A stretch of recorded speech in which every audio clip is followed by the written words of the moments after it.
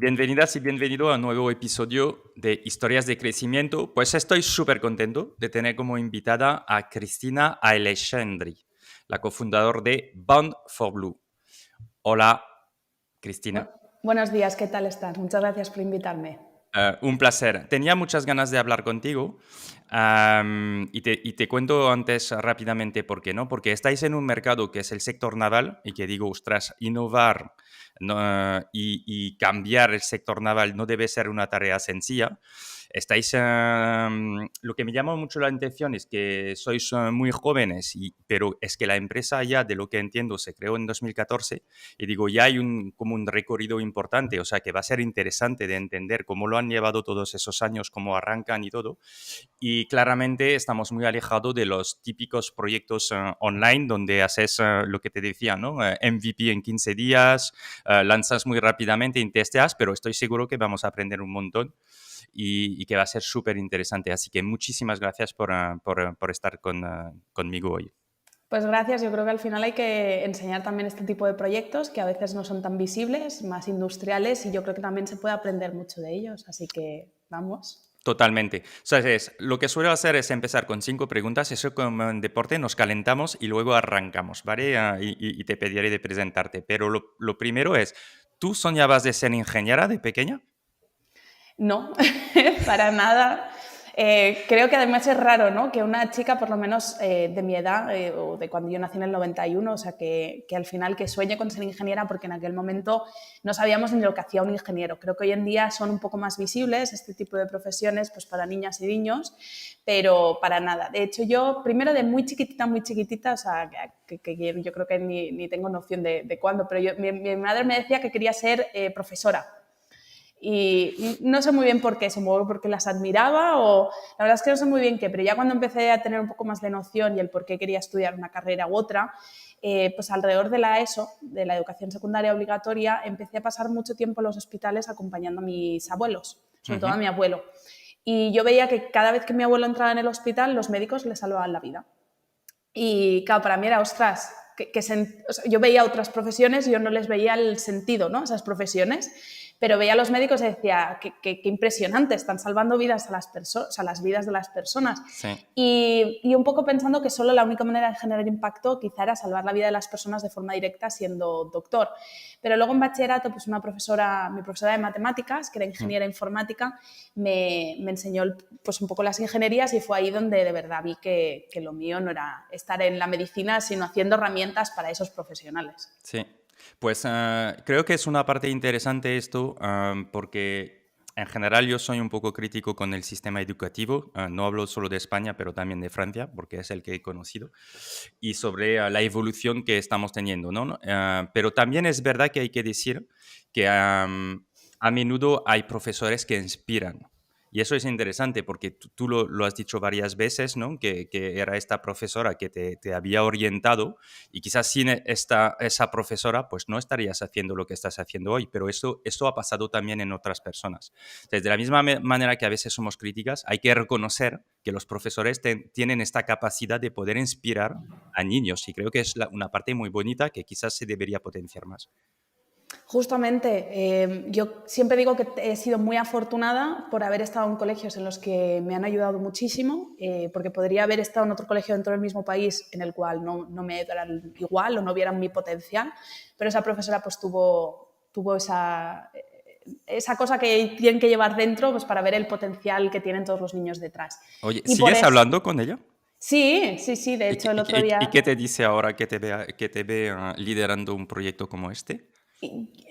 Ella, por ejemplo, le da mucha vergüenza cuando no hablo de ella, no digo su nombre porque sé que no le gusta, Sí. pero yo creo que O tengo sea, que que darle las gracias. no nos lo vas a decir. Es que le queremos enviar las gracias. Pues la profesora de matemáticas, pero siempre le doy las gracias y cada vez que pasa algo bueno, incluso el otro día le escribí, gané el premio Talgo a la excelencia profesional de la mujer ingeniera y le escribí y le di las gracias porque justamente durante toda la entrega de premios yo iba pensando cómo narices he llegado hasta aquí, ¿no? Y no paraba de venirme a la cabeza pues ese momento en el que me pilló por el pasillo y me dijo, oye, ven un momento, ¿tú en realidad quieres estudiar medicina?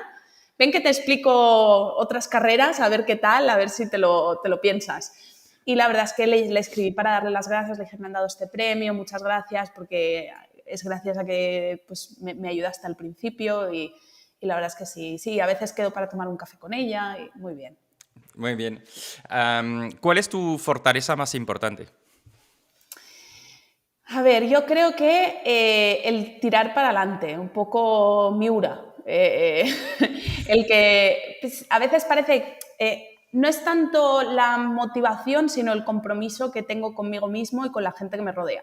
Porque la motivación yo a veces la puedo perder muy rápido, soy bastante inestable en ese sentido de que cuando algo pasa muy bueno, yo lo celebro más que el resto y cuando algo es malo, yo me machaco más que el resto, ¿no? Y Sí. entonces mi motivación puede subir y bajar, pero siempre mantengo mi ritmo haciendo las cosas y no desisto y yo creo que es un poco por compromiso. O sea, en la empresa, por ejemplo, pues tengo compromiso conmigo, con los retos que yo me planteo, con mis compañeros, con todo el equipo, con mis inversores y luego con los clientes, ¿no? Y con el impacto que esto genera. Entonces, al final eso es lo que me hace pensar el objetivo por el que estoy aquí y por el que me comprometí. Ok. ¿Qué es lo que no te esperabas emprendiendo y que estás viendo que tiene importancia o que es relevante? Ay, a ver, ¿qué es lo que no me esperaba? Pues no me Sí. esperaba nada en realidad, porque cuando emprendí no me paré a pensarlo. O sea, soy un poco así impulsiva en ese sentido. Yo lo que te decía, ¿no? Me motivo mucho más que el resto y me machaco mucho más que el resto a veces. Y justamente pasó eso. Yo vi que como ingeniera siempre quieres resolver problemas Ujú. y si tienes una solución, pues para mí era, ¿por qué no lanzarnos? ¿No? Y en ningún momento pensé cuán difícil iba a ser pues, levantar dinero, crecer un equipo, tener una buena cultura de empresa, conseguir clientes, todo lo que representa también el día a día de gestionar una empresa, seguir una estrategia, no solo definirla, sino implantarla, ¿no? Ok, La verdad es que muchos retos por delante que, por supuesto, no me esperaba. No me ok. esperaba y los ingenieros nos pensamos que podemos hacerlo todo, pero al final he tenido que aprender mucho, ¿no? Por el camino. Ya. Bueno, todos tenemos que aprender mucho y creo que lo bonito es que seguimos siempre aprendiendo, ¿no?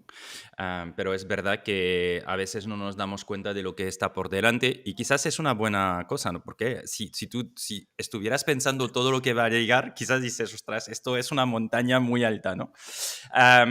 Explícanos, esa última pregunta, explícanos lo que estáis haciendo, ¿verdad? Y a qué os dedicáis, porque no es quizás fácil de entenderlo para todo el mundo. A ver, para que todo el mundo lo entienda, estamos volviendo a traer las velas a los barcos. Si pensáis en los barcos, pues por ejemplo os viene a la mente Cristóbal Colón igual, pues descubrió América con unos barcos que llevaban velas de tela. Nosotros volvemos a traer estas velas, pero no de tela, sino velas que son más parecidas a las de avión, en el sentido de que están fabricadas con materiales rígidos y tienen una eficiencia muchísimo más elevada. Ujú. Pero de hecho voy más allá con mi explicación y nuestros sistemas de hecho generan 7 veces más empuje que lo que podría generar un ala de un avión. O sea que todavía es 7 veces más eficiente que este tipo de sistemas que todo el mundo conoce en nuestro día a día, pues cogiendo aviones. Nosotros, ¿cómo usamos estas velas tipo de avión para los barcos? Pues lo Ujú. usamos como se usaban las velas, para propulsarlo. El viento impacta en la vela, genera una fuerza de empuje, mueve el barco hacia adelante, toda la fuerza que te da estas velas no te lo tiene que dar el motor y reducimos consumo de combustible y reducimos emisiones, que al final es el problema principal del sector marítimo. Ok. ¿Cuándo nace el proyecto y cómo nace? Explícanos la genesa, ¿no? Si se dice así en castellano, de los principios, ¿no? ¿Cómo arrancáis? ¿Cómo viene la idea? ¿Cómo os juntáis? ¿Cómo decidéis de empezar? Pues la idea empieza por parte de mi compañero José Miguel. El proyecto lo arrancamos José Miguel, David y yo. Los tres somos ingenieros aeronáuticos. David y José Miguel se conocieron en la carrera y yo les conocí más tarde, no estudié con ellos, pero les conocí más tarde porque al final las personas que estudiaban, por lo menos en aquel momento, ingeniería aeronáutica no eran tantas y al final era muy sencillo entre nosotros conocernos, ¿no? Sí. Así Cuando que, dices no hay tantos, es ¿tú pues sabes igual cuántas personas hay que estudian esta carrera? en el momento en el que yo estudiaba, pues Sí. podías estudiar, por ejemplo, la carrera en Sevilla, en Madrid, en Valencia y en Barcelona, en concreto en Tarrasa, ¿vale? La superior. Mm.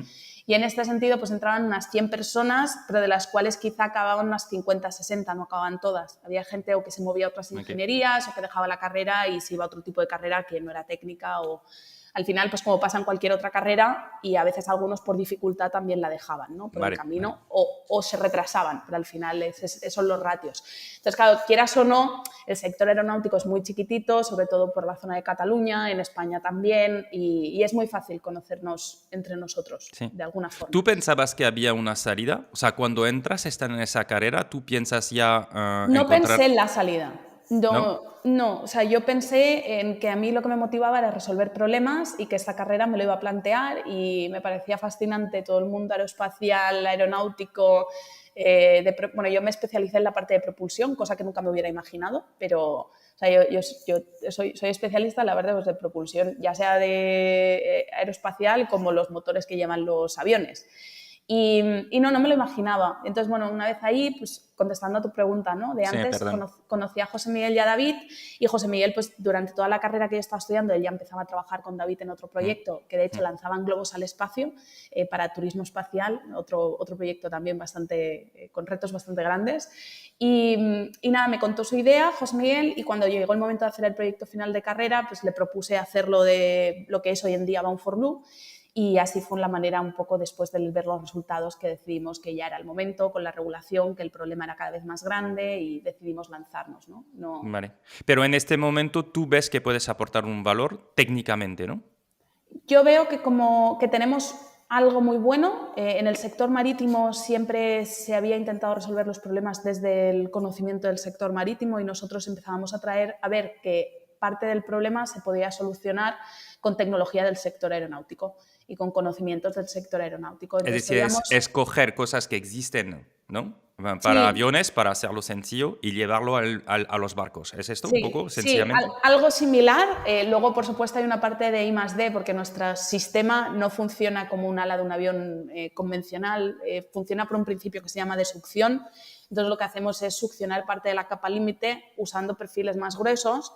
Nos permite con eso generar pues, estos coeficientes de sustentación de 7, 8, que un perfil de ala de avión tiene como 1,2. Esto es muy techy, pero al final es lo que decía de antes, ¿no? Que generamos 7 veces más empuje y eso lo hacemos gracias al principio de succión, que esto no se aplica en las alas de avión. O sea que sí que hay un paso más, pero por supuesto se necesita todo ese conocimiento aerodinámico y hidrodinámico. Entiendo. Entonces, tú tienes la teoría, imagino, porque un proyecto de fin de carrera es más teórico. ¿Cómo lo llevas a lo práctico? ¿Cómo arrancas, ¿no? Diciendo, a ver si realmente esto funciona. Pues empezamos montando un plan de negocio, analizando bien el mercado, segmentando bien la flota, viendo dónde se podía instalar la tecnología, hablando con los clientes. Eso es clave y contra más mejor, porque a veces puede ser que te enfoques en un segmento de cliente en el cual pues, su problema sea uno, diseñes la tecnología muy enfocada a ese segmento y gastes muchísimo dinero en eso. Claramente. Y realmente luego cuando lo extrapolas al resto ves que no están dispuestos a pagar tanto por esas capacidades adicionales que puede dar el sistema. Entonces, para mí clave es hablar con todo el mercado y empezamos ya a generar primeros productos, no comerciales, pero primeras como prototipado, ¿no? De la tecnología para poder enseñar algo físico, ya no solo a nivel de diseño, porque en pantalla te lo enseñas y todo es muy bonito, por supuesto que te van a decir que sí, pero también tienes que discernir muy bien, ¿no? Un poco entre el sí o veremos más adelante, ¿no? Entonces, Sí, entre el sí me puede interesar, pero el sí lo voy a pagar e implementar, que es muy distinto, ¿no? Sí, y sobre todo en una tecnología que es hardware al final, que por supuesto lleva software, funciona completamente autónomo el sistema, o sea, no necesita tripulación para operarse, pero la cosa es que tienen que pagar por algo que vale mucho, ¿no? Que si no funciona lo tienen ahí, no es como el software que puedes cambiar las líneas de código. Sí. Porque o sea, para entender y luego volvemos a los inicios, que creo que es interesante, ¿no? Cómo arrancáis, cómo vais a ver esos primeros clientes que les contáis.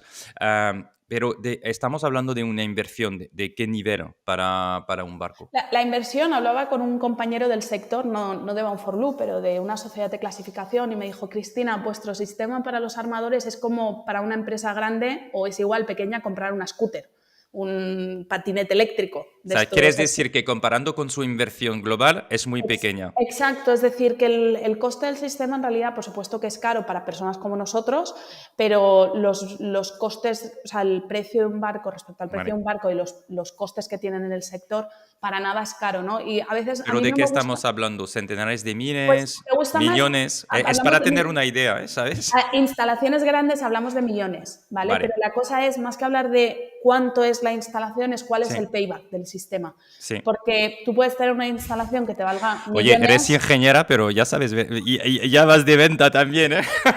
Lo veo, me gusta. Claro, no, es que no Sabes de sirve de todo tú. nada. Claro, no sirve de nada. Yo ya me he movido más a la parte de negocio. Siempre digo que soy la peor ingeniera quizá que hay dentro del equipo. Pero bueno, al final es Ah, eso, lo ¿no? haces bien y tienes toda la razón del mundo. Es que va a suponer, ¿no? Para el cliente de invertir. Por eso no he dicho coste. Si te has fijado, he dicho inversión. Entonces, claro, un poco es eso, ¿no? ¿De qué te sirve un coche sin ruedas? Ya puede ser muy barato, pero te necesitas las ruedas o el motor, ¿no? Un coche sin motor, pues bueno, pues muy bien, es un trozo de hierro con un poco de plástico. Mm, Entonces, para ellos, pues el payback que estamos hablando, el otro día, por ejemplo, le hacíamos un caso a un cliente, estaba en torno a sí. 2 años y medio. 2 años y medio para el sector marítimo, es que no hay tecnología en el sector marítimo con este payback. Entonces, la verdad es que eso es lo que hace que sea atractivo, ¿no? La tecnología no solo te ayuda a ahorrar combustible, sino que te ayuda dentro de tu flota que sea más sostenible y, por tanto, también cumplas con regulaciones medioambientales, no solo a nivel internacional, sino también europeo. Sí, vale. Vamos a hablar del impacto de la regulación porque no sé si en 2014, cuando montas el proyecto, tú eres consciente, y tú y los cofundadores sois conscientes de que va a haber cambios tan rápidamente, ¿no? De mentalidad, creo, porque en 2014 ahora hubo un cambio tremendo con la sostenibilidad y de regulación. Pero volviendo al inicio, ¿no? Vosotros montáis prototipos y ¿qué hacéis? ¿Vais a ver los fabricantes de barcos? ¿Vais a ver los clientes que tienen barcos? ¿Cómo arrancáis? Nosotros no arrancamos con astilleros, si bien es cierto, nos aproximamos a ellos para ver qué capacidades tenían de instalación y también ir pensando no solo en el producto que Mm, íbamos a vender y que le gustara al armador, sino que se pudiera integrar de forma sencilla y económica al final. Entonces, intentar encajar todas las piezas. También vimos fabricantes pues, para saber cuánto va a costar fabricar esto, porque tú puedes hacer unas aproximaciones, pero al final hasta que no vas con el fabricante y muchas veces ellos necesitan unos planos ya, pues, ya a gran escala, ¿no? Y nosotros estábamos haciendo prototipos, pero más o menos para hacer aproximaciones. Entonces, a los astilleros, que serían los fabricantes de barcos o los que sí. hacen reconversiones, el símil sería el mecánico del coche, ¿vale? Pero a gran escala, o sea, todo multiplicado por 20 o 50. Al final íbamos a hablar con ellos para ver qué tal, ¿no? Eran un poco prescriptores también de la tecnología, no solo iban a ser proveedores nuestros, sino prescriptores. Nosotros veíamos armadores o operadores de barcos, o sea, Ujú, quien tenían propiedad del barco, que sería el propietario de una casa, por mm, ejemplo, mm. y al operador, que era el que alquila la casa, ¿no? El Vale, que los que alquila el tienen barco. el paint, ¿no? Seguramente. Sí, porque claro, depende un poco, ¿eh? O sea, los dos tienen el pain, sobre todo a nivel regulatorio. Por un lado, el que opera paga por el combustible. Esto es como en tu casa, si tu edificio tiene una eficiencia energética peor, pues tendrás más escapes de calor o de frío y por tanto gastas más en energía, por Mm, ejemplo. mm. Pero también le interesa al propietario de la casa tener un piso que pues, sea más eficiente energéticamente porque así lo alquilará a un precio mayor y por tanto le interesa a las dos partes, ¿no? Tanto tener una Sí. flota buena que puedas alquilar a buen precio. En el sector se dicen de otra forma los nombres, pero para no ponerme tecnóloga aquí, para que todo el mundo nos entienda, pues un poco pasa lo mismo, ¿no? Ok. Y entonces vais y presentáis vuestro prototipo, ¿no? A futuros posibles clientes, entiendo. Primero vamos a hablar con ellos antes de empezar a hacer prototipos, Mm, ver que realmente tengan ese problema, ¿no? Contrastar cuánto es el duelo o el daño del coste de combustible, cómo les van a afectar las regulaciones, cómo creen que les va a afectar, también cómo creen ellos que va a subir el precio de combustible en los próximos años, porque nadie tiene una bola mágica mm. sobre cómo va a ser el coste de la energía, porque si no, nadie estaría haciendo velas o otras cosas, estaríamos invirtiendo en energía. Entonces, bueno, hay expertos, ellos son muy especialistas también en esto y también recibíamos como un poco de feedback, ¿no? Y en base a eso veíamos las regulaciones, cómo iban moviéndose y íbamos tramando todo nuestro plan de negocio y nuestra estrategia. Luego empezamos a desarrollar prototipos, sobre todo conforme íbamos iterando con ellos. Entonces hacíamos un primer prototipo pequeño a escala, le decíamos ¿esto qué tal? Íbamos modificando, íbamos viendo precios y era un poco iterativo. No solo venían los inputs del cliente, sino también, por ejemplo, de fabricación. De nada te sirve que el cliente te diga me gusta mucho la tecnología, pero claro, el precio es tan alto que cuando vas otra vez a hablar con él te dice, uy, pica un poco, ¿no? Entonces, bueno, que al principio también tienes que discernir, ¿no? No nos costó mucho. Hablábamos con armadores y les decíamos, bueno, ¿qué es un payback aceptable para vosotros? Y nos decían, no, 20 años está bien, porque es la vida útil del barco. Porque ellos lo analizaban como un barco, como un asset como el barco, ¿no? Pero luego ibas a otros y te decían 2 años, otros te decían 7 años, otros te decían 15. Entonces, claro, bueno, ¿cuál es de verdad lo que va a ser en realidad? Entiendo. ¿Y en qué momento, cuál es el trigger, vamos a decir, para decir, oye, parece que tenemos algo que sí puede tener impacto, o puede funcionar o se puede vender? Fue cuando arrancamos el proyecto, de hecho. Arrancamos el proyecto, sabíamos que estaba el problema, empezamos a arrancarlo y ya pues levantamos primera ronda porque al final en software quizá te puedes permitir, ¿no? El gasto en hardware es en los ordenadores, servidores y poquito más, ¿no? Pero en hardware cuando tienes que empezar a construir cosas metálicas y luego sobre todo protección intelectual, ¿no? Patentes. Sí. También al final se nos acabó el dinero en patentes. Es algo que tienes que proteger porque Porque también ¿cuánto España... vale una patente? Para que No, en tengamos... España poquito. El problema de las patentes, estamos hablando de que como compañía, en nuestro caso el sector marítimo es global y sobre todo hay ciertos focos y polos en el sector marítimo, pues tenemos que patentar, por ejemplo, lanzar patente como PCT, que sería que primero lanzas, la estrategia es lanzas en España. Una vez se te acaba hay un periodo en el cual puedes decidir si quieres lanzar a otros países. Si no lo tienes claro, tienes como un puente que te dejan, que es como pides una PCT y pagas por tener más tiempo para poder decidir en esos países. Incluso te permite no pagar tanto y luego una vez pasa ese tiempo tienes que decidir en qué países patentas y país por país tienes que ir pues con traducciones, con todo lo que representa económicamente, más luego el coste de la patente en sí misma. Vale. Entonces, claro, nosotros, por ¿Y ejemplo... qué puede ser el coste? O sea, te digo a rango. Vale. Miles. Okay. Sobre todo nosotros tenemos una familia de más de 7 patentes y eso pues hay que pagar cada año ya, no solo en España. En el resto, en España estamos hablando de cientos, o sea, de muy poquito. Y además es muy sencillo, sobre todo si es en tu idioma, es muy sencillo. Pero quieres decir que si quieres patentar, cojo un ejemplo, ¿no? Evidentemente en Estados Unidos es fácil, es en inglés, pero en China, por ejemplo, ¿no? Y dices, hay que traducir todo en chino, hay que tener a alguien ahí que te lo patente y todo. No es tan, sí, primero, no es tan fácil, aunque sepas hablar inglés. Vale. Nosotros trabajamos con empresas, yo no soy experta en patentes y por eso trabajamos con empresas que se encargan justamente de eso. Y luego tienen socios en cada país. En Estados Unidos es de los países más quisquillosos con las patentes y donde más cuesta que al final te la concedan. Entonces, no es tanto por el idioma, que también. Por ejemplo, yo pienso que la persona que nos redactaba las patentes al principio iba con la RAE, porque solo una palabra te puede cambiar la interpretación de la patente y que tengas una patente que no sirva. O sea, tú puedes hablar muy bien el idioma, pero puedes hacer una patente muy mala. Entendido. Entonces decías, hay que financiar, ¿no? Hemos Hay que tenido que empezar financiar. rápidamente como empresa de hardware, tenemos costes, ¿no? Y tenemos que financiar rápidamente. Entonces, ¿cómo ha sido el proceso de financiación?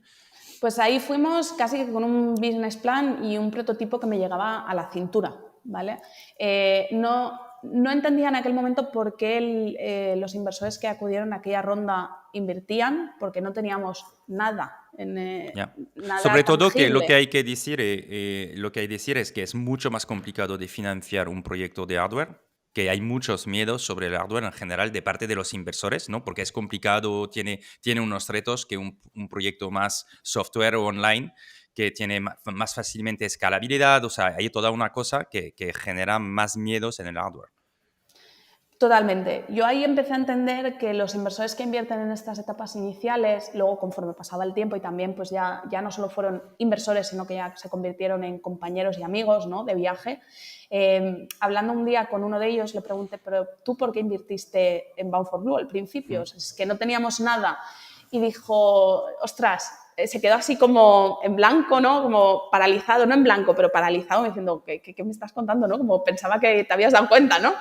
Y no, y en realidad lo que me dijo, y tiene toda la razón del mundo, dijo, yo he invertido en el equipo, yo cuando invertí en vosotros, invertí en vosotros. O sea, yo no o sea, ni se miró el plan de negocio, yo creo, porque a veces me hacía preguntas y yo decía, si está en el plan de negocio. Entonces, y estas cosas, antes de que se lo preguntara, pensaba, qué raro que no se acuerde. Y yo creo que es que igual ni se lo miró. Yo creo que simplemente... Es que cuando estás en una primera ronda, evidentemente es el equipo y también eventualmente lo que se puede reservar como pain, ¿no? Y la fe que das en en este proyecto, porque tu business plan va a cambiar tanto que tampoco tiene tanta relevancia, ¿no? Exacto, exacto. Yo creo que eso es lo que por lo menos tiene que entender cualquier persona que quiera empezar a emprender, que al principio te tienes que vender tú, tienes que vender tu visión y por Eso supuesto es. el problema y el equipo que hay detrás, las personas que te van a apoyar, tus asesores y enfocarte más en esa parte cuando lo expliques y sobre todo que haya feeling, ¿no? Pues Sí, si no la hay, pues poco va a haber de inversión en esa por primera supuesto. etapa. Entonces, la primera parte de cuánto habéis levantado en la primera Pues ronda. fue en torno a unos 250.000, 300.000 euros, diría. Vale, 300.000, ok. ¿Y esto os sirvió para prototipar? Esto nos sirvió, sí, para hacer primeros prototipos, empezar a crecer en equipo, porque al final éramos nosotros tres solo y mientras... Otra cosa que tiene que saber la gente, es como que vienen muchas cosas en la cabeza, pero cuando cierras la primera ronda, obviamente también estás pensando en la siguiente, porque un proyecto industrial como este no se financia con 250.000 euros, te da para De hecho, si pipas. nos dice a cuánto estáis ahora mismo, O cuánto sea, habéis... hasta ahora 10 millones de euros para llegar hasta el punto donde estamos hoy en día. ok, 10 millones para más de 8 años, ¿no? Desde 2000, en realidad 2015 fue cuando cerramos la primera Vale, ronda, entonces, porque la fundación, o sea, la creación de la empresa fue en verano de 2014. vale, o sea que, bueno, más o menos unos 8 años, ¿no? 10 millones.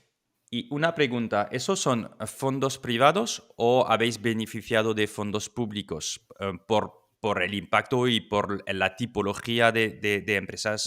Las dos, yo diría que estamos en torno a un 60-70 privado y 30 o 40 público aproximadamente. Ujú. Vale, o sea, 60 privado, 40 público, ¿es esto que decías? Sí, Porque se ha cortado más un o poco. menos, Sí. sí. Entonces, bueno, al final, claro, proyectos como estos tienen mucho acceso a líneas de financiación pública, tanto a nivel regional, estatal como europeo, por ejemplo. Ujú. En nuestro caso, pues recibimos apoyo en la primera subvención pública que nos aprobaron fue en el gobierno a través del gobierno de Cataluña por Acció. La empresa la fundamos en Cataluña, luego la movimos a Cantabria por razones muy obvias que explico ahora y al final fue un poco promovido porque el sector industrial la parte en el norte de España está muchísimo más potenciado y había muchísimas más líneas y más ayudas a nivel regional en Cantabria que en Cataluña para el Ujú, sector ujú. marítimo y para la industria. Además de que empezábamos a trabajar con proveedores en el norte de España, como en País Vasco, Asturias, Cantabria, sobre todo Cantabria, y nada, vimos que tenía sentido mover la sede fiscal y social a O sea que Cantabria vosotros os habéis movido también, ¿no? Entiendo. para acceder también a más fondos públicos regionales para promoción de empresas en el sector industrial, que en Vale, Cataluña esto prácticamente no existen líneas. ok. Y nada, luego pues también recibimos apoyo a nivel estatal, pues a Ujú. través de varias líneas, incluso inversión directa, por ejemplo CEDETI, que es parte del Ministerio de Industria e Innovación. Innovación, Mm, ¿sí? Invirtió en la compañía en 2021. ok. Entonces, al final un poco eso y luego dos líneas europeas, que ahora tenemos otra en marcha también, o sea que serían tres y nos han concedido otra más, cuatro. Ok. Y del lado de los inversores privados, ¿qué tipo de inversores invierten en este tipo de proyecto?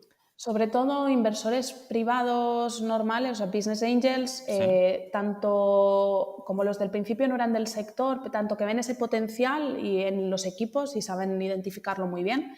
Luego en siguientes etapas, pues nosotros tuvimos más business angels enfocados en el sector del marítimo, Mm. Entonces, tenemos un pool de inversores que provienen del sector y entonces entienden muy bien la problemática. Quizá no llegan al nivel de tecnicismos de la tecnología, pero entienden el problema y que hay un mercado, ¿no? Y pueden validar esa parte.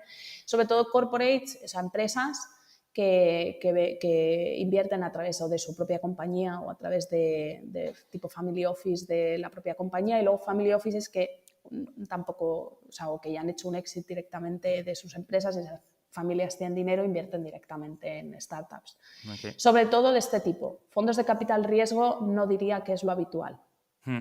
Y vosotros cuando arrancáis, pensando en la financiación, ¿pensabais que sería lo que os habéis encontrado? ¿Lo habéis visto mucho más difícil de lo que pensabais? ¿Cómo vas a valorar, ¿no?, este aspecto de levantar dinero en este tipo de proyecto? Yo creo que aquí el problema está en que el resto de tanto periódicos, ¿no?, todo lo que ves en prensa es tal empresa ha levantado no sé cuántos millones, tal otra empresa ha levantado otros tropecientos millones. Y tú dices, o sea, es que fácil, ¿no? ¿Cómo se mueve el dinero? No. Y además, sobre todo, porque en los artículos muchas veces dicen, abrieron la ronda y en un día la cerraron. Yeah. Bueno, a ver, en un día.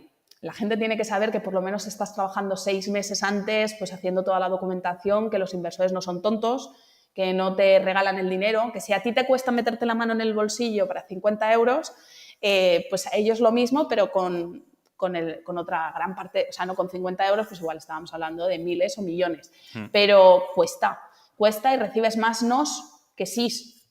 Y siempre es la misma frase, ¿no? Al principio es, vuelve cuando tengas algo instalado, en nuestro caso. Sí. Y Eso ahora, eso es interesante porque a menudo en la parte online los inversores, a medida que levantas rondas, no en las primeras, pero te van a pedir KPIs, cohortes, cómo ser la retención de tus usuarios y todo. En vuestro caso, ¿cuáles son esos checks que necesitan los inversores para seguir hablando contigo y a un momento dado decir, entro? nosotros no hemos usado los mismos KPIs que usarías en empresas de software. O sea, nuestros KPIs era, mira, en la ronda anterior, con este dinero, a los inversores de aquella ronda les dijimos que íbamos a hacer todo esto y lo hemos hecho. Y estamos en este punto.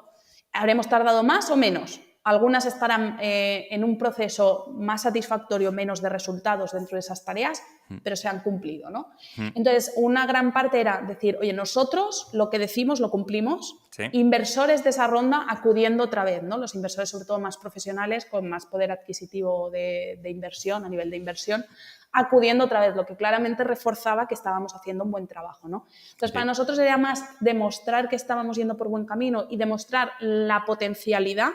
Es decir, pues mira, ya estoy hablando con estos clientes que antes no me hubieran abierto la puerta. Y este cliente, por ejemplo, tiene una flota de 100 barcos, lo que representa este potencial de oportunidad a nivel de negocio.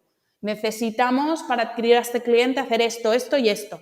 Y por eso necesitamos fondos para esto, porque hay que desbloquear estas partes, ¿no? Y se necesita capital. Ciertas cosas, ¿no? Por ejemplo, pues, ¿qué es lo que necesitamos? Pues quizá nuestra tecnología está desarrollada, pero hay que hacer una modificación que requiere de más personas trabajando en el equipo para hacer esa modificación, pero representa este potencial de negocio si se efectúa bien. Cartas de intenciones de armadores diciendo o sea, que eso es interesante, que esa tecnología lo es, que si llega a esos valores de payback, de eficiencia, de precios, de mantenimientos y demás, que ellos están dispuestos a comprarlo. Vas con eso, porque no vas con una cartera de clientes sólida, con una facturación que crece increíblemente, vas con números pues, negativos. Tú miras la P&L, negativo, porque todo es gasto para desarrollo. Sí, no, se entiende.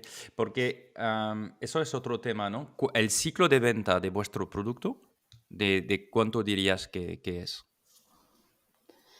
Depende del armador. Ahí te he perdido. Sí, Ahora. sí. Depende del armador.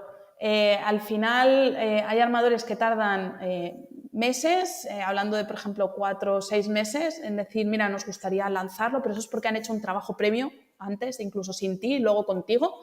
Ujú. Luego hay armadores que empiezan de cero diciendo, ostras, tecnologías de propulsión asistida por viento, velas, vamos a empezar a mirarlo. Y entonces quieren empezar a conseguir información y empezar a evaluar toda esa información internamente. Depende del tamaño de las empresas, de cuántas personas toman la decisión dentro de esa empresa. Depende también del país de donde esas personas son. Pues países más, por ejemplo, asiáticos quizá tardan un poco más. Sí. Países del norte de Europa tardan menos. Un poco la mentalidad en torno a estas tecnologías. Creo que es. No es tanto por el país a veces, que puede ser también, sino tanto por la aproximación a este tipo de tecnologías. Ok.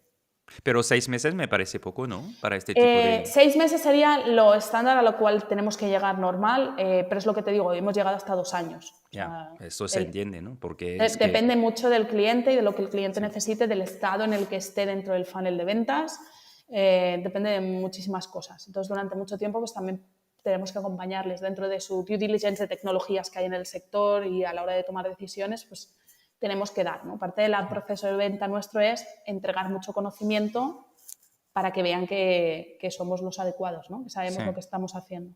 sí. Porque realmente... o sea, ¿cómo para la parte de venta es un reto, ¿no? Porque vosotros todavía, ¿cuántas personas sois? Unos Ahora 30, somos ¿no? 30, sí. Sí. O sea, que tú tienes que, con 30 personas, ¿no? Desarrollar un producto, venderlo, implementarlo y además tus clientes son a nivel mundial, ¿no? O piensas que en España es suficiente Europa o realmente tenéis que ir inmediatamente al nivel mundial. ¿Cómo No lo puedes, gestionáis esta parte? a nivel marítimo no puedes pensar a nivel local como en otros sectores. Es decir, Mm, yo no vendo camisetas en España, en París, ¿sabes? En plan en Francia, en Italia, en Portugal. No funciona así. Como funciona el sector marítimo, aunque el armador, por ejemplo, está en España, sus barcos están operando alrededor del mundo. Puede ser ya, que ni siquiera sus barcos pisen puerto español. Entonces, tú tienes que tener siempre esa mentalidad global, porque tienes que ser capaz de tener unas operaciones globales. No te vale solo fabricar o proveer camisetas en España, tienes que proveer velas, armadores que estén alrededor del mundo con barcos alrededor del mundo. ya. Esa es un poco la problemática. Claro que puedes pensar por países, pues ahora voy a empezar a dirigirme a todos los armadores que estén con sede en Francia, por Mm, ejemplo. mm. Pero al final tú tienes que poder darles una solución global.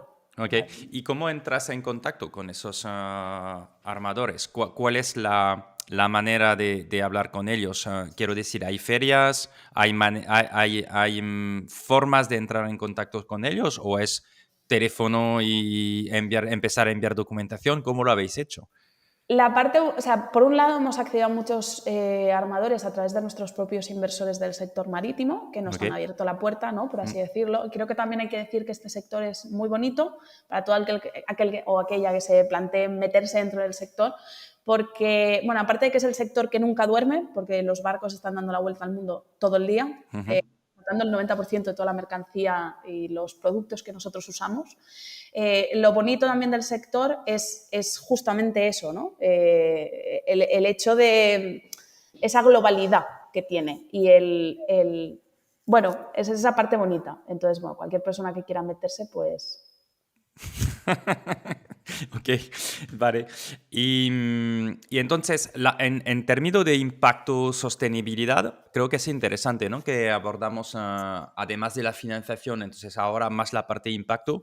am, ¿Cuál es el impacto de vuestro producto, en el mercado?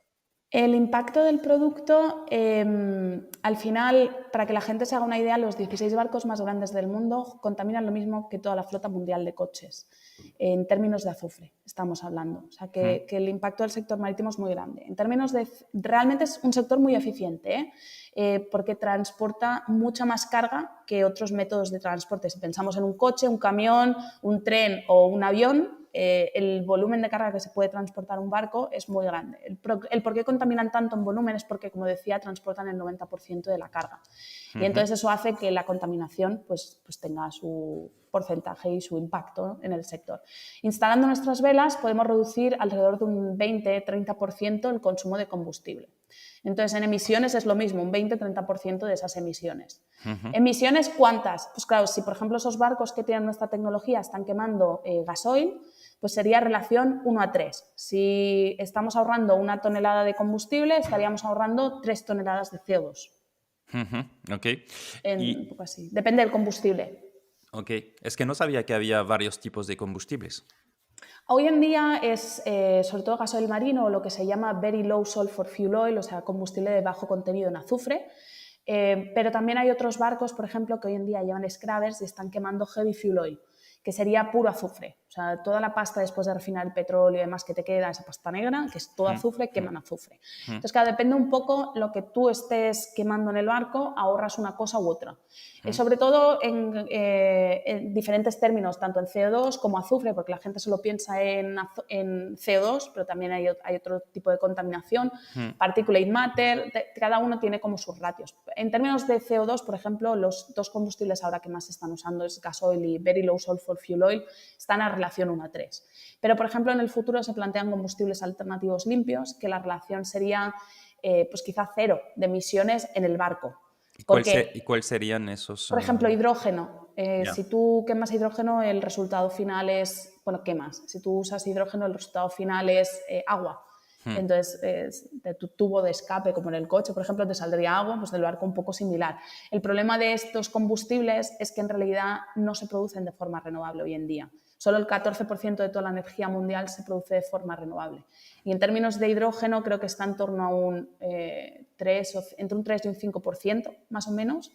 Digamos 5% del hidrógeno que se produce hoy en día se produce con métodos de producción que provienen de fuentes renovables. Entonces, claro, ¿de qué te sirve usar hidrógeno en un barco si su gran mayoría se ha producido con gas natural? O sea que, en cierta forma, el hecho de reducir ese consumo de hidrógeno también nos está haciendo reducir emisiones, porque no estás comprándolo en origen, que sí que te produce emisiones. Pero bueno, en el barco nos están produciendo. Vale, pero ¿cómo de lejos estamos para que barcos utilizan el hidrógeno? Lo digo porque también se está escuchando que los aviones lo van a utilizar, pero la dificultad es de entender cuándo va a ser posible esto, ¿no? Estamos hablando de décadas. Vale. Porque la inversión en infraestructura todavía no se ha realizado y hablamos de billions y trillions de inversión para poder proveer de estos combustibles alternativos a los armadores en puertos.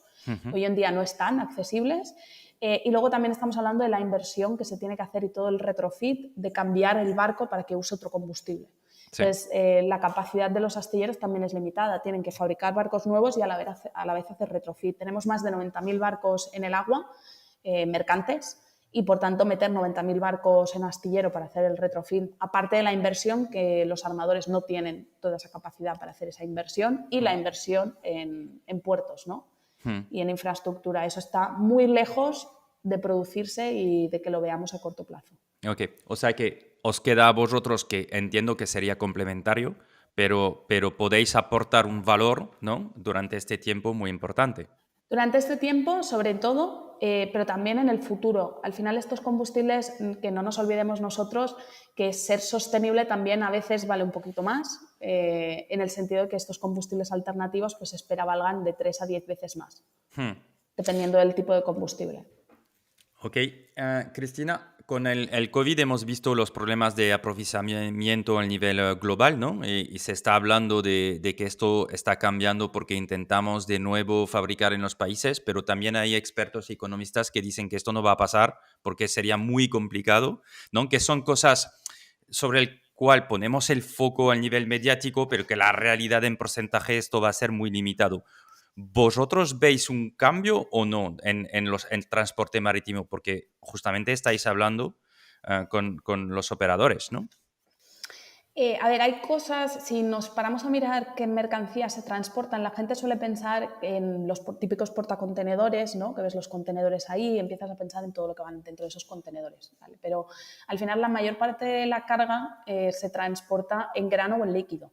Estamos hablando, pues, los cereales, por ejemplo, eso la gente lo va a tener que consumir porque igual en su país pues no se pueden producir ciertos productos. Carbón, aquellos que lo usen, por ejemplo, también, o energía, pues hoy en día pues, gaseros que están llegando a Europa por toda la crisis que estamos teniendo por la guerra con Ucrania y Rusia. Y eso tiene que moverse. O sea, si tu país no tiene una fuente de energía, la energía se tiene que mover hacia ti en un barco. lo más seguro. Y un poco es eso, ¿no? Es decir, esa parte de mercancías no van a dejar de transportarse, o sea, el sector va a seguir estando y se necesita. Que quizá hay otros segmentos que se vean más afectados, puede ser. Al igual que puede ser que, por ejemplo, y esto cuando estuve en Silicon Valley, ¿no? Me lo estuvieron contando desde HP, ellos ven, por ejemplo, desde HP, que el futuro es que los barcos mercantes en la parte de portacontenedores se disminuya la intensidad de estos barcos, ¿no? El porcentaje de estos barcos, porque al final muchas cosas puedas producirlas en tu casa con una impresora 3D. Entonces ya no hará falta que se transporte. Quizá pues la ropa, por ejemplo, se produzca de forma más local, pero claro, la tela para producir esa ropa lo más seguro te provenga pues de China. Entonces al final tienes que producir local, pero quizá no todos los productos se pueden hacer 100% locales. Entonces, bueno, un poco es esa mentalidad de detrás que puede ser que sí. Yo, si me preguntas personalmente, Sí. creo que sí que vamos hacia este cierre, ¿no?, de etapa de globalización, que sí que cada vez vamos a empezar a tener empresas más locales y producción local, pero el sector no se va a ver impactado por eso, porque quieras o no, se sigue necesitando esa energía para poder fabricar esos productos iniciales y que el sector va a seguir moviéndose. Vale, interesante.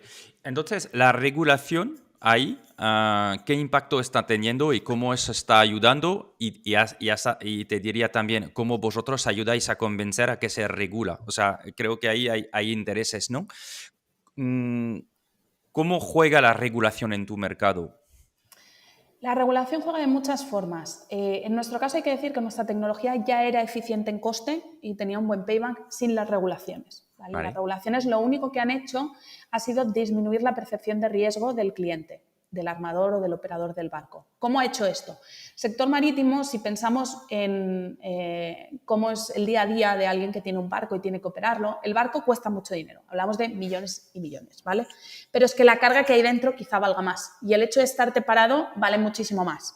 Entonces, poner algo tecnológicamente que pueda acarrear un riesgo a nivel operativo, que signifique parar el barco unos días, el duelo es mucho más grande para ellos. Entonces, la percepción del riesgo de tecnologías en un sector como este es mucho más grande que en otros, porque claro, el riesgo que yo tengo es muy grande. Yo veo una tecnología que además creo que puedo vivir sin ella un poco más porque, bueno, lo que yo valoro de beneficio económico lo valoro como pérdida por riesgo que se pueda acarrear. Claro, no, tú haces tu árbol de decisión y claro, el porcentaje de riesgo lo pones mucho más alto de lo que en realidad es y por tanto te computa más esa pérdida que la ganancia. Sí. Pero en realidad cuando tienes regulaciones en marcha y te dicen tienes que ser más sostenible y el símil de lo que está pasando en el sector marítimo es que están, al igual que en los edificios tenemos un índice de eficiencia energética como en las lavadoras y en los electrodomésticos normales, pues un poco es lo mismo, están poniendo un índice de eficiencia energética en los barcos y aquellos barcos que estén en categoría D o E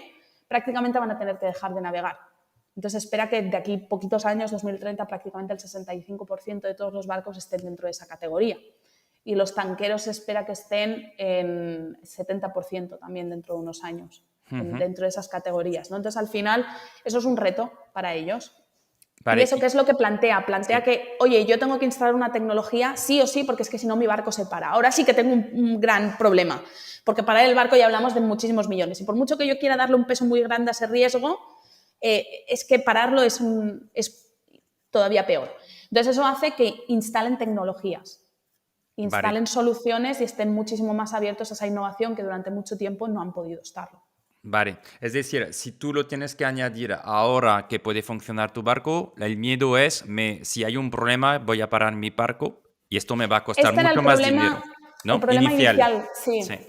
Y esto os habéis dado cuenta rápidamente y cuáles son los argumentos frente a esto. Luego hablamos de la parte cómo la regulación ayuda. Claro, la regulación ha ayudado a bajar este nivel, ¿no? Esta fricción. Sí, exacto. Al principio lo que hacíamos era, bueno, pues buscábamos, por ejemplo, financiación pública para instalar el sistema, reducíamos ese coste y luego, sobre todo, suplir con seguros. Que te puedes Sí, imaginar. porque el cliente te debe decir, oye, si hay un problema, tú lo asumes el coste, ¿no? Exacto, exacto. Entonces necesitas, o por ejemplo, imagínate, ¿no? Otra de las cosas, ¿qué pasa si esta vela se rompe mientras estoy navegando, se rompe el barco, mata a alguien? O sea, se ponían súper catastrofistas, ¿no? Pero que hay una opción que pueda pasar, ¿no? Siempre tienes que ponerte en el peor escenario. Para mí eso es uno de los de los aprendizajes que yo me llevo de empezar este proyecto, aunque nunca nos hemos acabado en ese peor escenario, pero tienes que contemplarlos y poner seguridades, ¿no? Un poco. Entonces, te puedes imaginar lo que nos llegó a costar que nos aseguraran una vela rígida para un barco mercante, porque nunca se había hecho, ¿no? Y Ya. que asegurar daños a Primero eso... que quisieran, ¿no? Entiendo. Primero que entendieran qué narices era eso. Eso es. Primero eso, luego que quisieran, ¿no? Porque es abrir una línea de seguros dentro de aseguradoras que son quizá un poco más tradicionales o no, pero no es algo Que que funcionan normalmente con histórico de Claro. data para poder asegurar por delante, que aquí no hay ningún histórico. Aquí fue nuestra estrategia, empezar a asegurar este tipo de cosas sin antes ni siquiera haber hecho instalaciones. Es decir, tú empiezas a pagar unos años antes de lo que en realidad deberías hacer, porque así vas teniendo histórico como empresa, vas trabajando con ellos, puedes ir ampliando la cantidad asegurada y vas yendo hacia máximos, ¿no? Entonces, bueno, un poco esa estrategia que seguimos y la verdad es que ayudó bastante también. Yo creo que ellos se quedaban tranquilos, un poco también los clientes quieren saber quién hay detrás de la empresa, explicarles quién hay, qué empresas, qué instituciones públicas, privadas y demás, y luego qué nivel de inversión también movemos, ¿no? Que es decir, que no es una empresa solvente, que si pasa algo puede hacer frente a daños. Bueno, solvente, tienes 10 millones. Y si hundes, me voy a poner en parte Pero catastrófica, dices, pones si los hundes un seguros. barco, no sé lo que, ¿sabes? O sea, sí. Claro, no es solo eso, es también los seguros que tú tienes dentro de la empresa que cubrirían esos Sí, daños. sí. O sea, que habéis conseguido que No ha pasado asegurar... nada. O sea, No, eso es lo más importante. Pero lo que es interesante y importante es que habéis conseguido convencer aseguradoras de asegurar vuestros productos.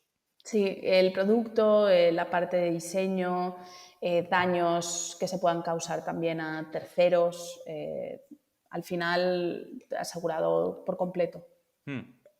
Muy bien, entonces la regulación os ayuda en el sentido de que dicen, oye, hay 65%, entendido, de los barcos que van a tener que parar a un momento dado y, y vuestra tecnología puede ayudar a ganar en longevidad, ¿no? De esos barcos.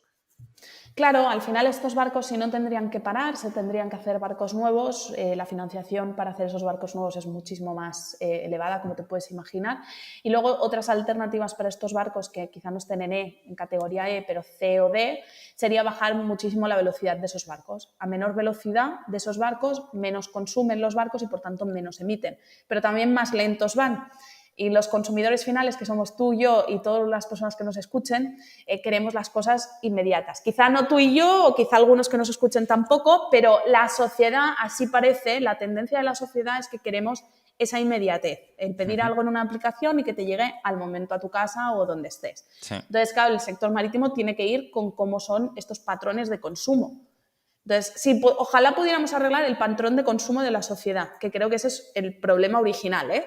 Es decir, que si Sí. pudiéramos ir más lentos, Sí, por que creo ejemplo... que es un buen punto lo que dices, porque tenemos que ser conscientes que cuando vamos a Amazon, primero, si tenemos que ir a Amazon, y eso es otra pregunta, y la segunda es, cuando pedimos en un día o que nos entregan inmediatamente, detrás hay toda una carga para conseguir este reto que quizás no necesitamos todo en un día o inmediatamente, ¿no? Que deberíamos quizás como consumidores reflexionar en lo que estoy pidiendo de entregar en un día o hasta la locura de decir, no, me vas a llevar las compras en una hora en mi casa, tiene un impacto todo esto en las personas que trabajan, pero también en la sostenibilidad, ¿no?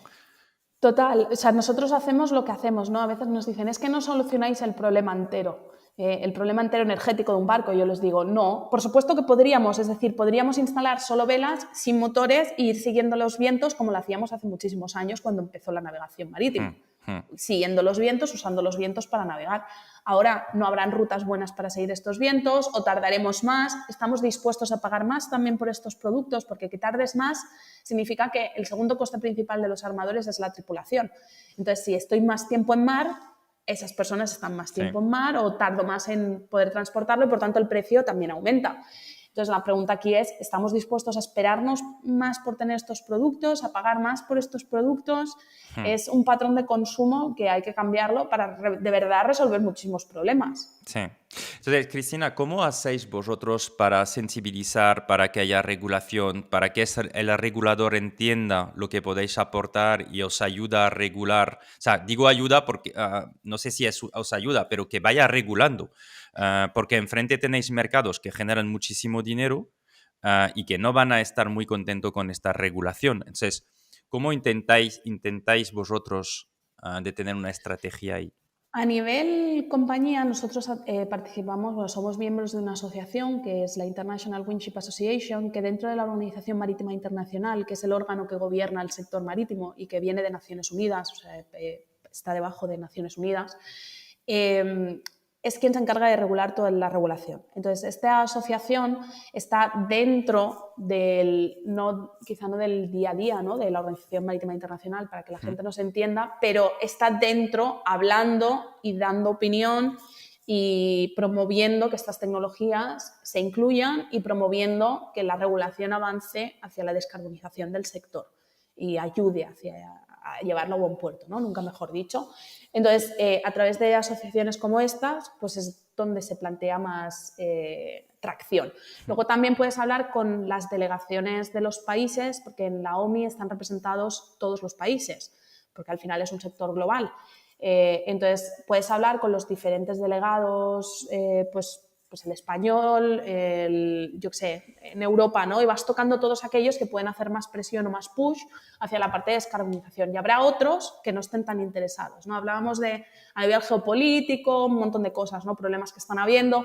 Pues, por ejemplo, la ruta del Ártico, que lo hablábamos justamente esta semana con dos expertas, están promoviendo que se abran estas rutas del Ártico tanto Rusia como China, porque les interesa que se derrita el Ártico para poder abrir ciertas rutas marítimas Sí que que les darían... hasta ahora no se podía, ¿no? Para explicarlo. O sea, Exacto, entonces ellos están promoviendo quizá más hacia sus propios intereses la no descarbonización, el contaminar más en todas sus iniciativas a la hora de regular que cualquier otro sector. Entonces, claro, hay intereses particulares, por ejemplo, pues hay países que están mucho más afectados a nivel de cambio climático y, por tanto, van a hacer muchísima más presión. Entonces, ellos, la persona que está dentro de la asociación, que no somos nosotros, somos solo miembros, pues se encarga de hablar con todas estas partes, promover la tecnología, tener momentos para enseñarles que, oye, que no solo estamos hablando de descarbonizar, sino que hay una solución que te permite descarbonizar y ganar más dinero, ¿no? Que los reguladores al final, la OMI, para que la gente lo entienda, es los intereses de tantos países y tantas partes, porque no son solo países, hay tantas empresas del sector metidas y al final es muy difícil regular cuando hay tanta diferencia de opinión y llegar a un acuerdo y a un consenso. Siempre van a llegar tarde las regulaciones y nunca va a llover a gusto de todos, ¿vale? Pero al final sí que es cierto que los reguladores regulan en función de las tendencias que se están viendo. Entonces, eso es algo que se da. Luego se pueden equivocar y pueden recular y pueden modificar la regulación para arreglar los vacíos que hayan habido. También otra parte de presión hacia, por ejemplo, la OMI está siendo la Unión Europea. La Unión Europea está siendo muy, muy estricta y está siguiendo un camino de ruta hacia la descarbonización en general. Están muy comprometidas pues con la lucha contra el cambio climático y al final, por ejemplo, desde la Unión Europea se ha incluido al sector marítimo dentro de la cuota de emisiones de CO2.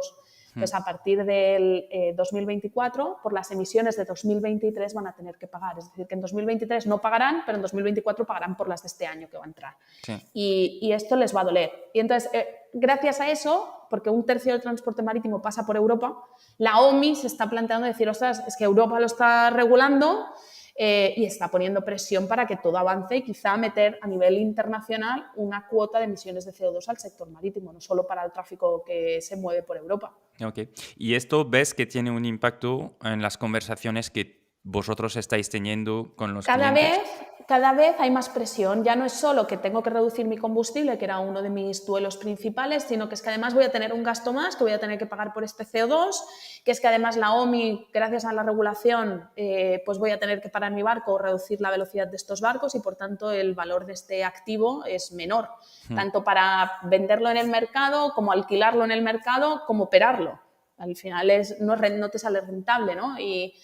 Y eso es lo que estamos viendo, que la Ok. regulación ayuda. Vale. ¿Y algunos aprendizajes de cómo trabajar con la regulación? ¿Qué os ha funcionado, qué no os ha funcionado como emprendedora? ¿Has visto cosas que dices, ostras, eso sí que si tú estás también en este tipo de mercados deberías hacer? O- Yo creo que es que los reguladores tienen que conocer. Para ellos es nos tenemos que poner en la piel de estas personas. Y la piel de estas personas es la siguiente. Hablan de muchísimos temas y tienen que saber mucho de todo. Y eso es imposible. Es prácticamente imposible. Entonces, ponerles el trabajo fácil. Entonces, cosas para ponerles el trabajo fácil es, pues, por ejemplo, la OMI, y estoy segura que cualquier otra entidad reguladora tiene una lista de personas que van a tomar la decisión. Entonces, tú puedes pedir una reunión con estas personas, no para obligarles, sino para decirles, oye, mira, el sector va así, haz lo que tú quieras con la regulación, pero que sepas que a la hora de poner regulaciones vas a tener estas soluciones. ¿No? Entonces tú les dices, mira, mi solución te aporta un payback de tanto al sector, es que no tienen excusa. Es decir, si quieres poner una regulación, tienes el poder de decir, oye, mira, pues hay estas soluciones. Porque al final muchas veces quizá no ponen las regulaciones porque dicen, claro, es que yo te puedo poner una regulación de que seas 100% sostenible mañana, pero eso no es realizable. Hmm. Pero claro, tú les tienes que enseñar que es realizable. Y otras empresas y otros organismos, institutos de investigación, todo el mundo tiene que enseñarles que eso es viable y que se puede hacer y dentro de unos parámetros de tiempos, ¿no? Luego otra cosa es organismos que te ayuden. Por ejemplo, hay asociaciones, pues mira, si hay una asociación dentro de tu sector en el cual te puedas asociar y todos juntos hacer presión para que la regulación, por ejemplo, ya no solo vaya hacia esa descarbonización, porque obviamente te interesa y le interesa al mundo, sino que se incluya bien tu tecnología dentro de esas regulaciones, que no la traten de una forma que no es correcta y por tanto penalice, ¿no? Un ejemplo muy claro en el sector marítimo, ahora mismo se está discutiendo si se tienen que contabilizar las emisiones globales. Es decir, si yo en un barco, por ejemplo, quemo combustible, pero tengo un sistema de absorción de emisiones de CO2, eso, por ejemplo, hoy en día no valdría. Entonces, un poco hay que ver cómo te afectan estas regulaciones. Luego hay una entidad que se llama 1000 Solutions by the Ocean... ¿cómo se llama? 1000 Solutions, si lo Hmm. ponéis. Hmm. Y lo que hacen es traer 1000 soluciones, que en realidad son más, a todas las entidades reguladoras. Y entonces, dentro de cada categoría tienen muchísimas soluciones que sus expertos han hecho un assessment, tanto técnico como económico, conforme es viable técnicamente y económicamente para cada una de sus industrias. Tienen expertos alrededor del mundo. Es una asociación en Suiza. Y nada, al final hacen eso y la verdad es que también promueven, ¿no? que esto siga moviéndose. Ok.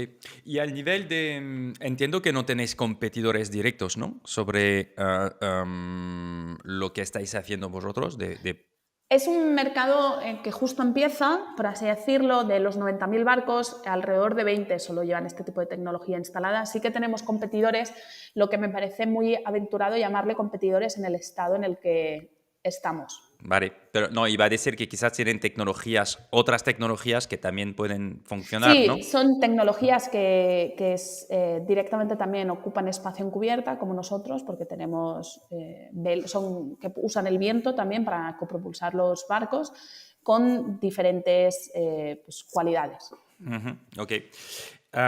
¿Cómo ves la empresa en 3 5 años? ¿Cuáles son vuestros objetivos? ¿Siguéis en tema también de desarrollo? ¿Empezáis a tener números de barcos que tienen que llevar vuestra tecnología? ¿Cómo pasáis de una etapa donde habéis financiado, desarrollado el producto, validado, ¿no? Porque ya hay clientes que lo usan, entiendo, de lo que vi. Sí, ahora mismo hemos hecho una instalación en 2 barcos, o sea, un sistema en un barco y otro sistema en otro, una vela de 12 metros en un barco, en un longliner, un barco de pesca, y luego hemos hecho una instalación de 17 metros, que es hoy en día la vela de succión más grande del mundo, en un barco de carga general. Esto fueron 2 unidades en 2021 y ahora estamos fabricando, creo que si no me equivoco, 13 unidades para solo 3 barcos más. Entonces, porque hay más unidades por barco y bueno, estas unidades crecen hasta tener un tamaño de 26 metros, en alguna de ellas. Entonces, al final, lo que esperamos es, obviamente, ir a segmentos también más grandes, cubrir toda la parte del mercado, tanto de barcos pequeños como barcos grandes, con los 3 modelos que tenemos, y estaríamos hablando de que, acorde a números de mercados, pues quizá dentro de unos años estar en torno a unas 600 instalaciones por año. O sea, 600 por año. O sea, Sí, es piensa muchísimo, ¿no? que, bueno, acorde al plan de Reino Unido, del gobierno de Reino Unido en el transporte marítimo, miraron el porcentaje de barcos que tendrían este tipo de tecnología instalada y está en torno a un 45%. Estamos hablando de periodos medio plazo. Ya. Y en ese sentido, la regulación, como está apretando, y barcos que se van a ver afectados, es muy, muy sencillo, entre comillas, llegar a estos volúmenes rápidamente con pocos clientes como armadores. O sea, el otro día hablábamos con un armador que tiene casi 600 barcos en su flota, solo uno. O sea, que puede ser exponencial, ¿no? Realmente. Claro, aquí es la gracia de esta Sí. empresa y de lo que tenemos detrás es que, bueno, sí que es cierto, es hardware, pero escala muy bien como el software. Vale. Y tiene un potencial muy grande, porque un solo armador, como te decía al principio de la conversación, pues no solo tiene un barco, pues quizá tiene 50, 100 barcos, algunos hasta 600, y con poquitos armadores, con poquitos clientes, en la tecnología funciona, pues se ven afectados por igual, ¿no? Todos sus barcos en la regulación, Sí. cada uno dependiendo de en qué año fue construido y demás, pero son muy iguales, de hecho se llaman sister vessels como hermanos, barcos hermanos, y al final, si funciona esta tecnología, el sector lo implanta en el resto, así que escala muy bien. Y hablar de 600 barcos realmente no es hablar de muchos barcos. Ok. Y para implementar esto, o sea, al nivel de equipos, ¿cómo vais a tener que crecer? Porque con 30 personas, o sea, dices ser capaces de implementar 600 barcos, parece, ¿no? Que va a haber que tener mucho más personas, ¿no? Al Sí, por nivel de equipo. supuesto.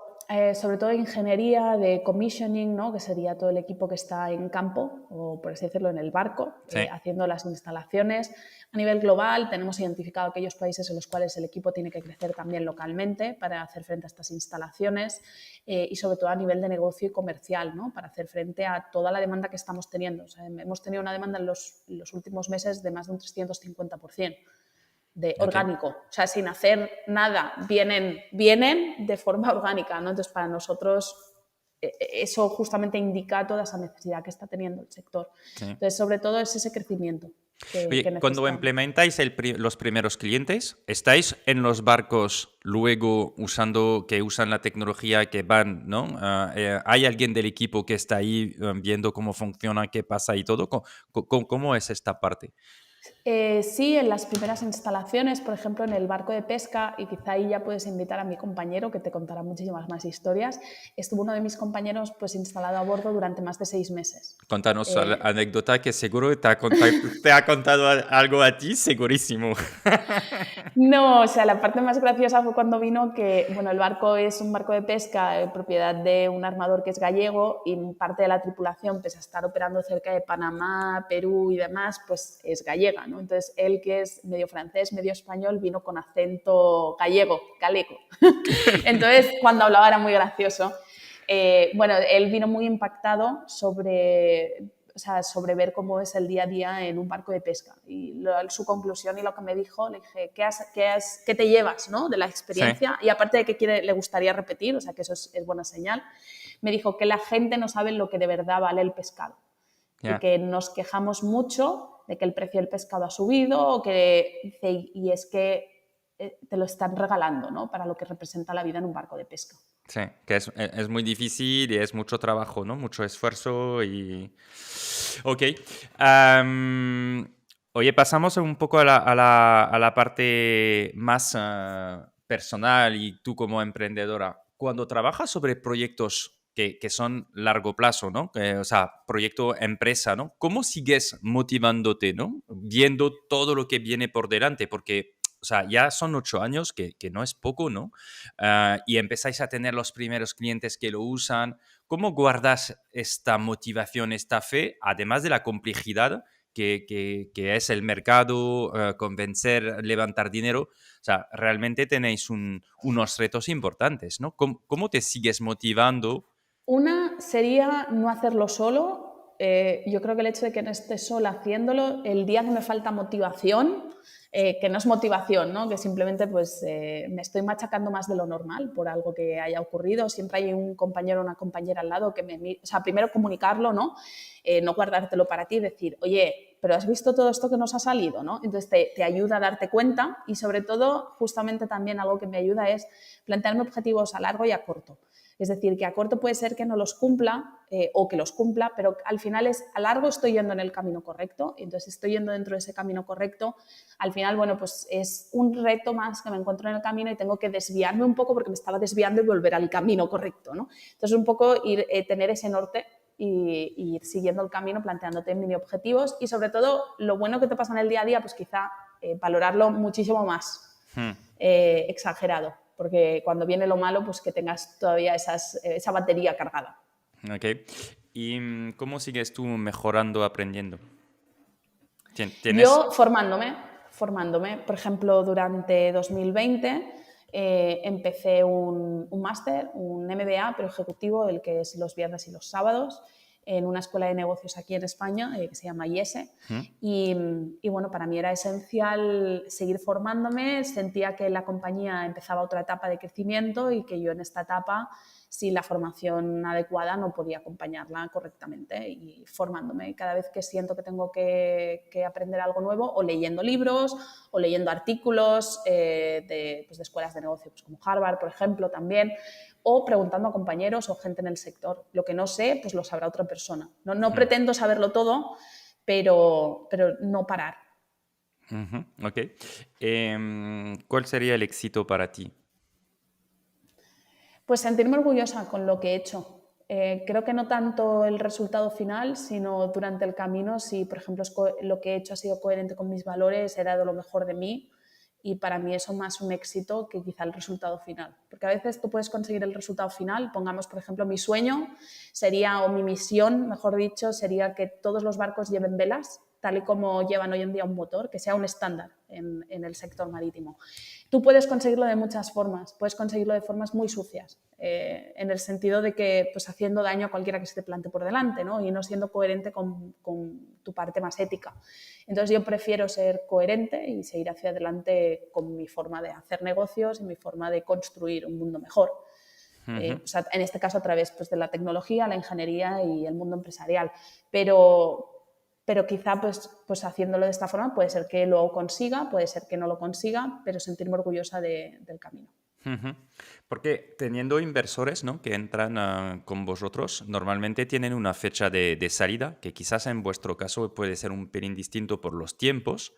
Am, ¿cómo tú como emprendedora en este tipo de proyecto, cómo ves el futuro, ¿no? ¿Pensáis que vais a tener que vender a un momento dado porque los inversores van a querer salir?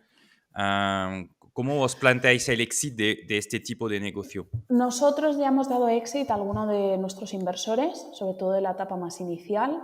¿Mm? Entonces, nosotros vamos planteando ventanas de oportunidad de salida, que se plantean, por ejemplo, de aquí a unos años también se están planteando otras oportunidades de salida para parte de nuestros inversores que quieran. A veces nos cuesta, porque tenemos por ejemplo, alguien quiere tener una opción de compra y demás y no quieren darla, no quieren vender.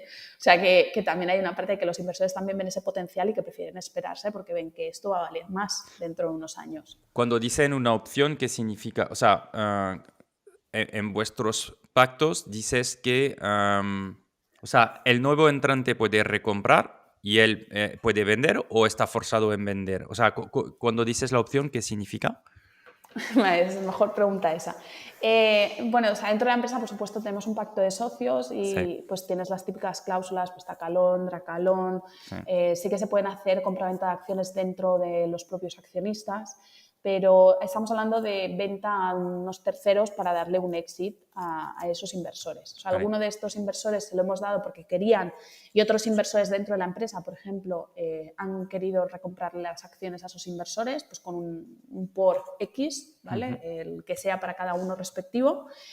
Y en otros casos, pues por ejemplo, ahora mismo pues se plantea una oportunidad dentro de alrededor de 2 años de una empresa que si se cumplen ciertos KPIs quiere tener este derecho de adquisición de compra de parte de las acciones de la compañía, ¿no? Entonces, cuando se planteó esto a los accionistas, algunos de ellos querían vender y otros no querían vender. Y sobre todo nos ha costado más porque no querían vender ni siquiera de aquí a esos años, porque pensaban que de aquí a 2 años pues esto va a valer mucho más de esa opción de compra o de lo que estábamos limitando.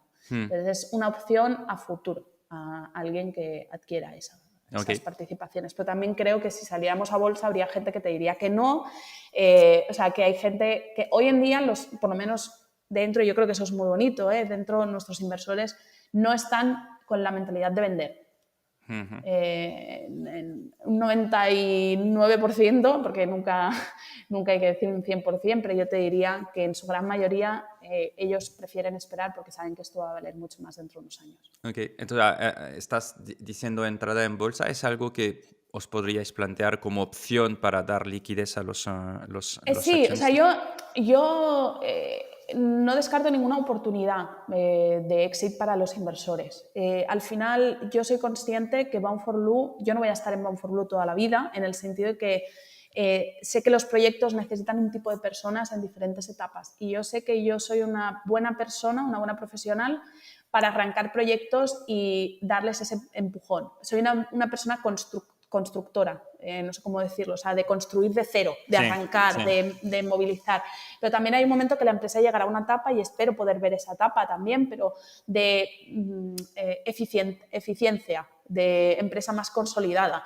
Entonces, son perfiles de personas que necesitas muy diferentes dentro de la compañía. No, estoy de acuerdo. Lo que me parece, o sea, tú eres muy joven todavía y me parece flipante la madurez que tienes para decir, oye, que quizás yo no esté para la próxima etapa a un momento dado o estoy dispuesta a hacer otra cosa, ¿no? O sea, yo creo que Cuando es has más... creado este baby, ¿no? De cierta manera, Esa es desde la cero, cosa. Creo que ¿sabes? tienes que La ser energía que realista. has puesto durante años para levantar esto y dirías, es que ahora que es bonito, que se va a vender, yo quizás no soy la buena persona. Me parece que, no sé, mucha madurez, ¿no? Para pensar esto. Yo es que no sé si es O madurez o quizás, no. Creo que ¿no? es qué es lo que te mueve. A mí me mueve la misión. Para mí, mi objetivo es justamente ese, que dentro de unos años, pues cada uno que vaya al puerto, cerca del puerto, vea barcos con esta tecnología instalada, ¿no? Significa que estamos generando impacto. Entonces, para mí, si eso significa que para poder hacer crecer esto y llegar a esta misión, seamos adquiridos por una empresa más grande, que sea y tenga esa capacidad de hacerlo lo más rápido posible también, o de poner recursos, o de poner más personas, o de poner lo que sea, ¿no? Para hacer que esto pase. Si eso significa pasar por bolsa, si eso significa lo que signifique, ¿no? Es decir, el proyecto, yo no he creado este proyecto para tener un trabajo toda mi vida. Ese es el problema. Que crear un proyecto porque quieras hacer eso. O sea, yo he empezado y he arrancado este proyecto con mis compañeros porque quiero que esto sea una realidad y que esto esté generando impacto en el mundo.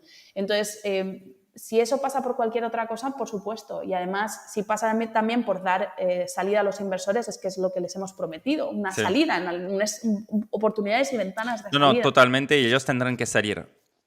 El tema es tú, que dices, es que yo estoy dispuesto quizás a hacer otra cosa o ¿no? Como cofundadora de este proyecto.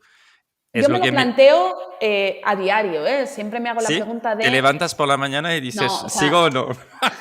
a diario, por decirte que no es anual, o sea, no es que tenga una fecha anual que diga estoy siendo útil, pero yo me planteo al final o sea, yo me planteo mis actividades durante todo el año, yo sé lo que tengo que hacer, mis objetivos, pues semanalmente digo, esto está aportando valor a la empresa, yo soy capaz de llevar, pues tenemos este reto por delante y yo me planteo, el equipo está preparado para este reto, yo estoy preparada para liderar este objetivo, por ejemplo, porque a veces hay objetivos pues, que caen dentro de personas y yo me lo planteo.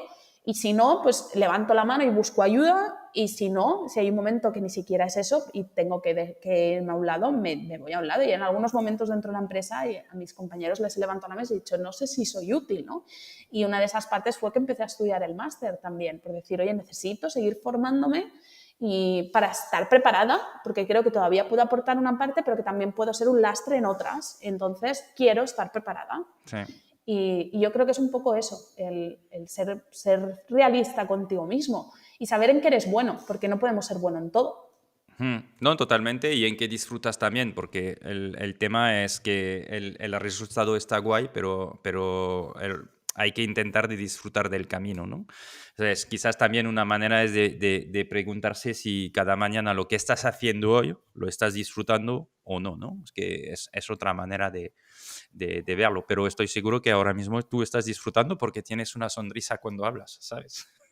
Bueno, siempre, claro, eso sí, o sea, yo creo que también hay que hacerlo más realista, ¿no? O sea, no nos puede pretender emprendiendo un proyecto como este o como cualquier otro, en realidad, que te guste el 100% de tu día a día, porque habrá actividades que hagas en tu día a día que dirás, ¿por qué narices estoy haciendo esto? Pues porque te lo obliga la ley, por ejemplo, ¿no? A nivel administrativo hay una carga administrativa de gestionar una empresa que no es solo el generar impacto, el hacer producto, el vender, que tienes que pasar por ahí. Entonces, bueno, pues no todo tu día a día te va a gustar, ¿no? Pero al final tienes que valorar el conjunto de todo lo que está ocurriendo y no solo el día a día, sino lo que te permite ese día a día.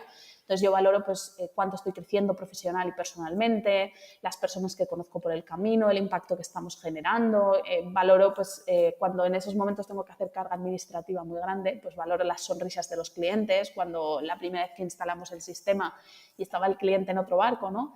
Y sonriendo porque su sueño durante toda la vida había sido instalar un barco, o sea, una vela en su barco. Sí. Y ver su cara y círculo, esa foto dentro del grupo nuestro, pues para mí fue muy bonito, entonces pienso en eso. ¿Y habéis lanzado una botella de cava o de champán sobre la vela como se hace en No, los barcos? no, no, Oye. no. No, creo que eso además es solo para barcos nuevos, o sea que no estoy yo muy segura de si eso incluso nos traería mala suerte o algo. De momento no lo hemos hecho y no ha pasado nada malo, así No lo vas a hacer. que no lo voy a hacer, no, no voy a tentar a la suerte, ¿no? Genial. Oye, Cristina, ¿dónde te puede contactar las personas o seguirte? Pues bueno, por LinkedIn si quieren, yo estoy disponible para hablar con todas las personas que quieran, a veces me cuesta más escribir porque al final vivimos en un mundo hiperconectado y si no te escriben por el correo, que tengo pues 3 correos, te escriben por LinkedIn o te escriben por el Teams o por el WhatsApp y al final a veces no doy abasto y abro un correo y se me queda sin contestar, pero lo siento, soy humana. Mira, Y no te preocupes. Ayer estaba hablando en la agencia con un cliente que me decía, creo que tengo que poner algo de automatización porque claro, es que los clientes o los futuros leads no van a abrir solo un email. Le decía, no, o sea, si recibimos 145 email por día, puedes imaginar que hay muchos que nos olvidamos simplemente de responder. Entonces, el trigger está en más de 3 a 4 veces que hay que entrar en contacto con alguien para responder. Y tengo que decir que tú has respondido mucho más rápidamente cuando te he contactado. sí, lo intento. O sea, intento que en el momento en que abra LinkedIn para contestar, conteste a la gente, pero a veces pues, requiere una contestación más larga o lo que sea, pero siempre, y lo pongo en LinkedIn, o sea, hablemos, yo te escucho. O sea, escucho a todo el mundo y la verdad es que siempre encantada de conocer la historia de cada uno, Sí. porque yo creo que es muy bonita y podemos aportarnos mucho los unos a los otros. Fantástico, pues sí, nos hemos conocido a través de LinkedIn, que es una súper plataforma también, ¿no? Para conocer a grandes profesionales. Oye, muchísimas gracias por tu tiempo, Cristina. A mí me parece fascinante, lo que estás haciendo, te lo dije en off al principio, y todos los retos que tenéis que abordar al mismo tiempo, ostras, me parece un ejemplo espectacular y creo que tú lo comunicas muy bien, así que enhorabuena. Porque a veces de tener una formación más de ingeniería, pues esta capacidad de comunicación, ostras, tú la tienes en ti y lo haces de maravilla. Supongo que, pues, que es porque no soy la mejor ingeniera del equipo. No, no te lo sé decir, pero lo que sí veo es que eres capaz de entrar en temas técnicos, pero también de explicarlo de forma sencilla. Y creo que esto no siempre pasa y tienes esta capacidad. Así que enhorabuena, enhorabuena a tus cofundadores, a todo el equipo de lo que estás haciendo. Es un proyecto muy bonito. A mí me impactó de decir, ostras, qué bonito, ¿no? Este proyecto. Y os deseo mucho éxito. Que veamos muchos barcos con vuestro sistema. Muchísimas gracias y sobre todo eso, justamente lo que has dicho. Muchas veces estoy yo aquí explicándolo y parece que solo esté yo sola y para nada. O sea, hay un equipo de personas, los tengo enfrente de mí ahora, delante de la pantalla, pues estoy en la sala y la verdad es que son los más currantes del mundo y son los que hacen que todo esto se mueva y sea una realidad. O sea, que gracias a todos ellos. Gracias, Cristina.